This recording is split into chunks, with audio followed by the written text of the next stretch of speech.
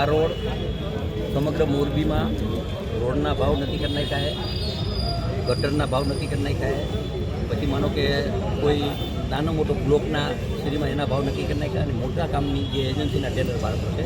એટલે આ રોડ મોરબીને ટ્રાફિકની સમસ્યાનો એક પછી એકારે 5 રોડ કરી પૈસાની કોઈ તકલીફ નથી, પણ એકારે 5 રોડ કરી તો ટ્રાફિકની સમસ્યા. હવે આ રોડ પૈસા પછી હવે બીજી ટોકીની મિત્ર અહીંયા પાઇપ નખાઈ ગયા એ કામ ચાલુ કરશે, પછી નગર દરવાજાની અંદર છે. આ રીતે એક રોડ મોરબીના અને બહારના જે અત્યારે જે તકલીફ છે, માનો કેનાલ રોડ છે, લાઠી રોડ છે, એવા એક સામૂહિક આજે પણ કમિશન સાહેબ સવારે 8:30 અહીંયા ગયા અને આખું સર્વે કરે.